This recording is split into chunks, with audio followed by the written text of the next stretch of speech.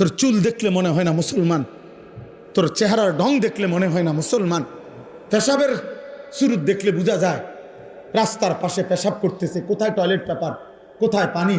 তো তুমি কুত্তা দেখো না? আরেকবার কুত্তা যখন পেশাব করে তুমিও লগে পেশাব করো, আর আরেক দোস্তরে কইবা দোস্ত আমগো দুই জানোয়ারের ছবি একসাথে উঠাইয়া ফেসবুকে দে।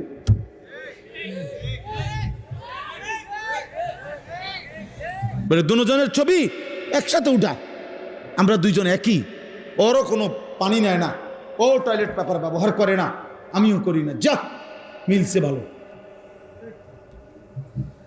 তুমি মুসলমান না? তোমার রক্তে ঈমান নাই? তুমি আল্লাহর কাছে যাবা না? আব্বা আহাসিবান নাসু আন ইউতরাকু আন ইয়াকুলু আমান্না ওয়া হুম লা ইফতানুন। আল্লাহ বলে লোকেরা তোমরা কি ভেবেছো শুধু বলবে আমি মুমিন? তুমি শুধু জবান দিয়ে একবার বলবা আমি মুসলমান, আর আমি আল্লাহ ইমানের পরীক্ষা না নিয়ে আমি বুঝি তোমার এমনে এমনে ছেড়ে দেব? তুমি কি এই ভেবেছো? কি মনে করছো? আল্লাহ বলেন আয়াহসাবু আল্লান ইয়াকদিরা আলাইহি আহাদ। আল্লাহ বলেন নাফরমান বান্দা কি ভেবেছে যে তার উপরে কারো কোনো শক্তি নাই, ক্ষমতা নাই?